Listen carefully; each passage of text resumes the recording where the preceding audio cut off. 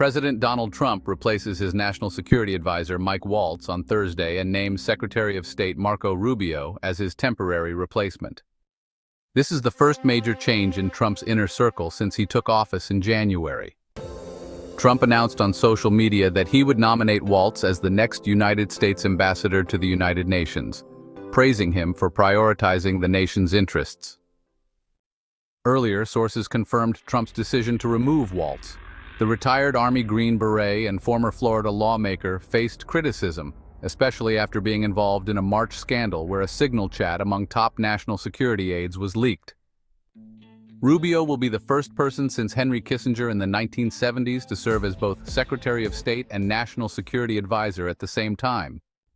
Trump said at a White House event, "When I have a problem, I call up Marco. He gets it solved." A source said Trump waited until the 100-day mark of his term before firing a cabinet-level official. The news was so sudden that State Department spokesperson Tammy Bruce learned about it from reporters. The National Security Advisor role is powerful and does not require Senate approval. Trump had 4 national security advisors during his first term: Michael Flynn, H.R. McMaster, John Bolton, and Robert O'Brien. Waltz's deputy, Alex Wong, who's an expert on Asia and a former State Department official focusing on North Korea, is also being removed, according to 2 sources. Waltz's dismissal comes after, a month of turmoil in Trump's national security team. Since April 1st, more than 20 NSC staffers have been fired, the National Security Agency director was dismissed, and 3 top Pentagon political appointees were let go. These purges have really damaged morale in parts of the national security team, with some areas now lacking expertise and struggling to attract top talent. The NSC is, after all, key for coordinating U.S. security strategy and making decisions on global conflicts. So, Waltz was blamed for accidentally adding The Atlantic's editor to a private chat about a planned United States bombing in Yemen. The Atlantic actually reported on these internal discussions. Afterward, Trump expressed a preference for secure conversations at a cabinet meeting, signaling his displeasure, though he publicly supported Waltz at the time. Trump continues to back Defense Secretary Pete Hegseth, despite all the Pentagon turmoil and his involvement in the signal chat issue. Waltz attended a televised cabinet meeting on Wednesday, where he appeared to use the Signal app on his phone. The photo showed chats with other cabinet members, including Vice President J.D. Vance and Intelligence Chief Tulsi Gabbard.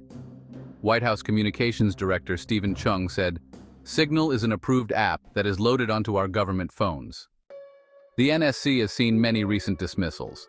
The shakeup began about a month ago when right-wing conspiracy theorist Laura Loomer gave Trump a list of NSC staff she considered disloyal.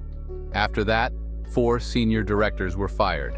These directors, who managed intelligence, technology, international organizations, and legislative affairs, had long conservative backgrounds and no obvious issues with Trump, puzzling colleagues.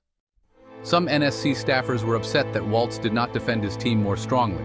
Since then, more than 20 NSC staffers have been fired, often without warning. The signal scandal wasn't the only problem. Sources said Waltz was too hawkish for the war-averse Trump and struggled to coordinate foreign policy across agencies. Waltz's removal may worry U.S. partners in Europe and Asia, who saw him as supportive of alliances like NATO and a moderating voice against more hostile Trump aides, according to a foreign diplomat in Washington.